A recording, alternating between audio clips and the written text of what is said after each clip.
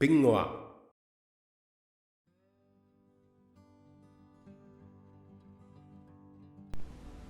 Hey, it's Mary from Pingua. Welcome. So glad you're here.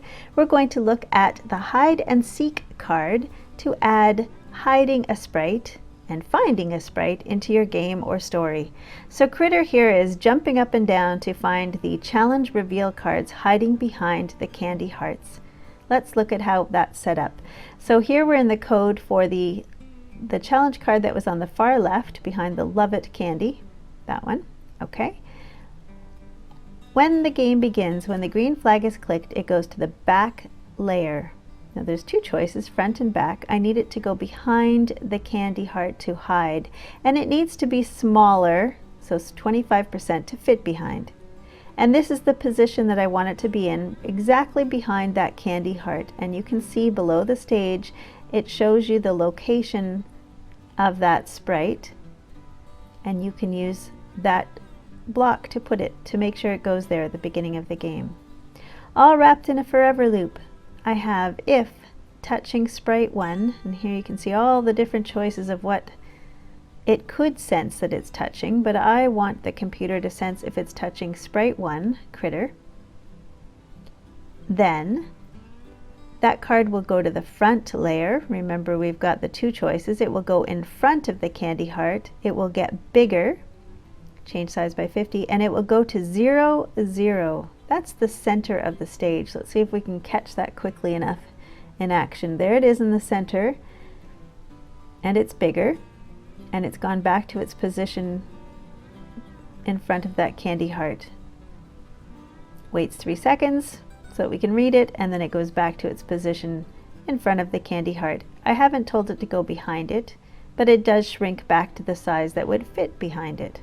But I wanted it to show at the end of the game. So let's pull some of this apart and take a look.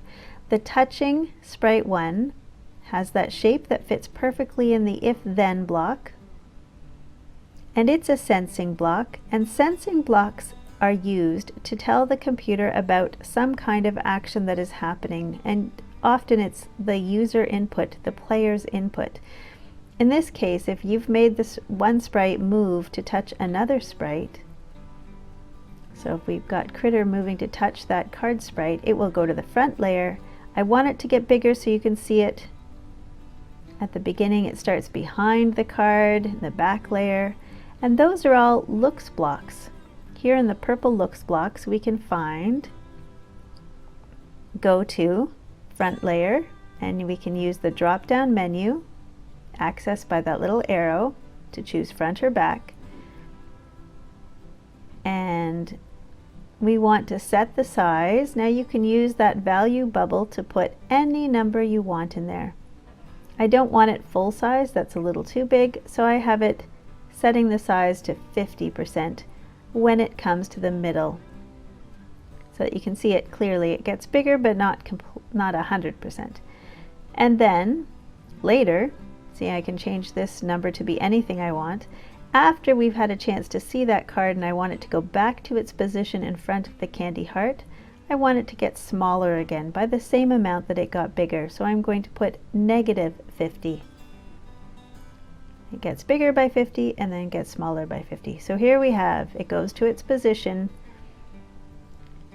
and we can use the motion block, go to XY, to tell that sprite which position to go to.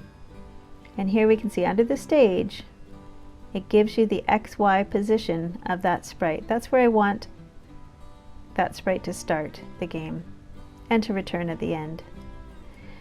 In the orange control blocks, we have the forever loop, which will keep all the code wrapped inside it running forever. And in this case, it will keep checking if something is happening then.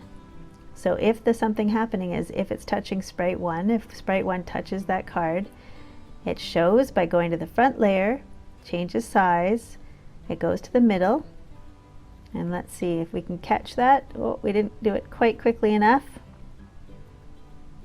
Let's try again. See if I can point to it quickly enough. Critter jumps, there we go. See, we can see it's at 0, 0, and then it pops back to where it needs to be in front of the candy heart at the end of the game. And I've used another Go to XY block for that. I have a wait in between to give it a few seconds for you to see it.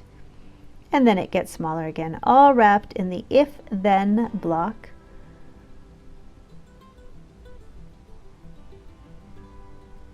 And here we can see it in action. All the hidden challenge cards waiting for a critter to touch them and make them come to the front layer and go to the middle and get larger, and then return back to their spots in front of their candy hearts and resume their smaller size. Thanks so much for watching. Can't wait to see you in the next video. Tune into pingua.com for lots more fun.